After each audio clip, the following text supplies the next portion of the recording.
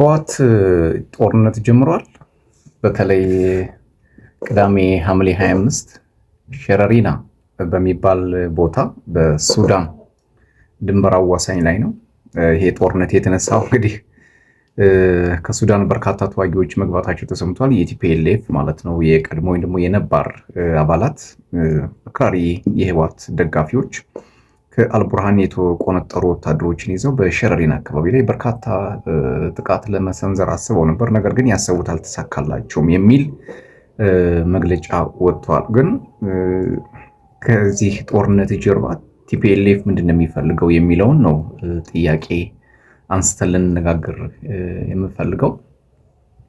ህወሓት የሻዕቢያ ካራክተር አለው። ምንድነው ጦርነት የጊዜ ማስቀጠያ የስልጣን ማራዘሚያ ስልት እንደሆነ በብዛት ያምናል። ይሄ ከመሰራረቱን ጀምሮ የዋርሎርድ የጦርነት ጌትነት ባህሪውን ማስቀጠል ይፈልጋል። በተለይ ደግሞ አሁን ከትግራይ ህዝብ የሚደርስበትን ጫና ለመከላከል ስለሚፈልግ በተለያዩ አጀንዳዎች መጥመድ ይፈልጋል። እንግዲህ እንደምታውቁት በመቀሌ እና በአካባቢው ብሎም በአብዛኛው የትግራይ ክልል ውስጥ የአፈሳ ወታደራዊ ዘመቻ ግዴታ በመጣል ወደ ካምፕ እንዲገቡ እያደረገ ይገኛል። ይሄ ጦርነት ምን ያክል ዋጋ ሊያስከፍል እንደሚችል ፖለቲከኞቹ ጠፍቷቸው አይደለም፣ ወይም ደግሞ በጦርነት ውስጥ የመጡ ስለሆነ ለነሱ ደም መውደቅ ምናምን እንደዚህ መሞት ምንም አይደለም። ብቻ ከተጠያቂነት ለመዳን ከትራንዚሽናል ጀስቲስ ከሽግግር ፍትህ ከሚባለው ለማምለጥ ሲፈልግ የግድ ነገሮችን መበጥበጥ ያስፈልጋል ማለት ነው። ያው ግልጽ ነውና የኔ ፖይንት የሆነው ሸረሪና በሱዳን አካባቢ ላይ የሆነችው በዚህ ቦታ ላይ ለምን ተነሳ ነው። እንግዲህ አንደኛ ጂኦግራፊካል አድቫንቴጅ የሚባል አለ። መሬታዊ ጥቅም ወይም ደግሞ ገዢ መሬት ማግኘት ያስፈልጋል። አሁን ሸረሪና በኢትዮጵያ ግዛት የምትገኝ ናት። በዛ በኩል ለሱዳን ትቀርባለች። ሰው ጥቃት ፈጽሞ ወደ ሱዳን መግባት የህወሓት አንደኛ ትልቁ ስትራቴጂ ነው። ጂኦግራፊካል አድቫንቴጅ ምላችሁ ወይም ደግሞ መሬታዊ ጥቅምን ወይም ደግሞ ገዢ መሬትን ለመጠቀም የሚያስፈልግ ስልታዊ አካሄድ ነው እና ጥቃት ለመፈጸም ሲፈልግ ወደ ኢትዮጵያ ይመጣል። ጥቃቱ ሲበረታበት ወደ ሱዳን ይገባል። ከሱዳን ሳፖርት ይጠይቃል። ጦርነቱ በቲፒኤልኤፍ እና በፌዴራል መንግስት ወታደሮች መካከል ብቻ አይደለም የሚካሄደው። በርካታ ግልጽ ያልሆኑ አንዳንድ መረጃዎችን ጭምጭምታዎችን ልንገራችሁ። ኢራን የምትፈልገውን አይነት የጦር መሳሪያ ለሁቲ ማድረስ አልቻለችም። ሊባኖስ ተዋጊ ማድረስ አልቻለችም። ብዙ ነገሮች ዝግ ሆነዋል። ሆርሙዝንም ያው እንዲሁ በቀላሉ ለማለፍ አስቸጋሪ ሆኗል። በባብ መንደብና በቀይ ባህር በኩል ደግሞ ተሻግሮ ለመምጣት ትንሽ ፈተናዎች ስለሆኑባት ያላት አማራጭ የአልቡርሃንን መንግስት መርዳት ነው። የአልቡርሃን መንግስት ለሁቲዎች ጠመንጃ ያከፋፍላል፣ ለሐማስ ጠመንጃ ያከፋፍላል፣ ለሄዝቦላህ ያከፋፍላል፣ ለሻዕቢያ ያከፋፍላል፣ ለወያኔና ተባባሪዎቹ ያከፋፍላል። ከዚህ ጀርባ ግን የካይሮ ስውር ኃይሎች እና ደህንነቶች መኖራቸው ጭምጭምታዎች ያሳያሉ። ኢራን የምትደግፋቸው አልሻባብ፣ አይኤስ፣ ሙስሊም ብራዘርሁድ፣ ሐማስ፣ በኢራቅ የሚገኙ ሚሊሻዎች፣ ሄዝቦላህ፣ ሁቲ አሁን እነዚህ አክሲስ ኦፍ ሬዚስታንስ ወይም ደግሞ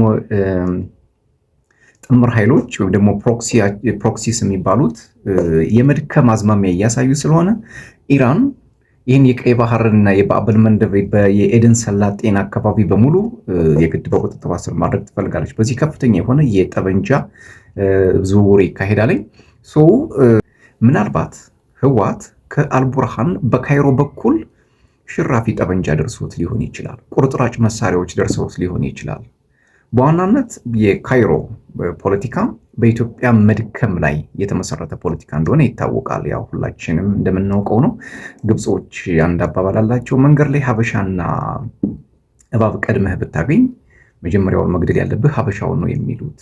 በዚህ አይዲየምስ ወይም ደግሞ ሜታፎር ውስጥ በምንም ታምር ቢሆን ከሀበሻ ጋር ወይ ከኢትዮጵያ ጋር በአባይ ጉዳይ ኒጎሽየት ለማድረግ ምንም አይነት ፍላጎት እንደሌላቸው የሚያሳብቅ ነውና ህወሓት ይሄን ጉልበት ከየት ሊያገኘው ይችላል? ለምሳሌ ኦራሎች ነበሩት፣ ዙ 23 ነበሩት፣ ስናይፐሮች ነበሩት፣ ጠመንጃዎች ነበሩት፣ ተሽከርካሪዎች ነበሩት፣ እነዚህን ከየት ነው ያገኛቸው ሲባል ከሱዳን እንደሆነ ምንም ጥርጥር የለውም። ከሻቢያ እንደሆነ ምንም ጥርጥር የለውም። ሞንጆሪኖ ኤርትራ ውስጥ ሆና ነው እንግዲህ ዋሩን ወይም ደግሞ ጦርነቱን ለመምራት ፍላጎት የምታሳየው። እሷና ወንድሟ ከባድ የሆነ የጠመንጃ ነጋዴዎች እንደሆኑም በርካታ መረጃዎች እየወጡ ነው። ግን እነዚህ መሬት ላይ የወረዱ መረጃዎች አይደሉም፣ ግምቶች ናቸው፣ ፖለቲካዊ መላምቶች ናቸው። ምክንያቱም ሸረሪና በሱዳን ድንበር አካባቢ የምትገኝ ከሆነ ሱዳንና ሻቢያና ቲፒኤልኤፍ እና የሱ እስክታ ወራጆች ኢትዮጵያን ለማጥቃት የተለያየ መንገድ እየከፈቱ እንደሆነ የሚታይ ሀቅ ነውና አሁን ከፖለቲካ ተሻግረን ሀገር በሚባለው ሉዓላዊነት በሚባለው ግዛት በሚባለው የሀገር ፍቅር በሚባለው ላይ ስንነጋገር ከውስጥ የሚወጡ ጦርነቶች ከእርስ በርስ የሚጀመሩ ጦርነቶች ለሌሎቹ ኃይሎች በር የሚከፍቱ ስለሆኑ ጥንቃቄ ማድረግ አስፈላጊ እንደሆነ እናምናለና ህወሓት የትግራይን ህዝብ ከማስጨረስና ከማሳደድ ውጭ ምንም አይነት ርኅራሄ እንደሌለው በግልጽ መናገር ያስፈልጋል። ለህወሓትና ሸሪኮቹ የጠረጴዛ ውይይት፣ ሰክኖ መነጋገር፣ ሰጥቶ የመቀበል መርህ በምንም ታምር ቢሆን የሚጥማቸው አይደለም። ጭሬ ልበትነው አይነት ፖለቲካ አካሄድ እየሄዱ ይመስለኛል። በእርግጥ የፌዴራል መንግስት አሁን በዚህ ጉዳይ ላይ ምንም አይነት መግለጫ አልሰጠም። ሆኖም ግን ከዚህ በፊት ጠቅላይ ሚኒስትሩ በፓርላማ እንደተናገሩት ለውጊያ ለጦርነት የሚገፋፉ ትንኮሳዎች ነበሩ ብለዋል። ህወሓት ተደጋጋሚ ትንኮሳ አድርጓል። በተከዜ በኩል ወይም ደግሞ በወልቃይትን ለመያዝ ጥረት አድርገው ነበር። በተከዜ ዘብ እንደተመለሰ መገናኛ የተለያዩ መረጃዎች በወልቃይት በኩል ህወሓት ጥቃት ለመክፈት አስቦ ነበር። ነገር ግን በተከዜ ዘብ ተመልሷል የሚል ጭምጭምታም እየታየ ነው። አምነስቲ መግለጫ አውጥቷል።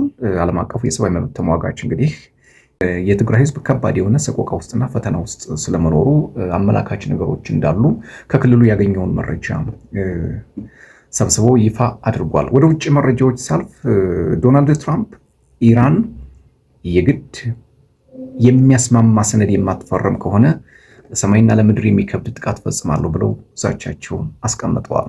ከዚህ ጋር በተያያዘ የኢራኑ ፕሬዚዳንት መስዑድ ፔዜሽኪያን ከስልጣናቸው ለቀዋል የሚል መግለጫ ቢወጣም እሳቸው ግን ሀገሬን ለማንም ትቼ ጦርነቱን ሳልጨርስ ትግሉን አላቆምም፣ ስልጣን መለቅ ከሆነ በይፋ ለህዝብ አሳውቃለሁ የሚል መግለጫ መስጠታቸው ተሰምቷል።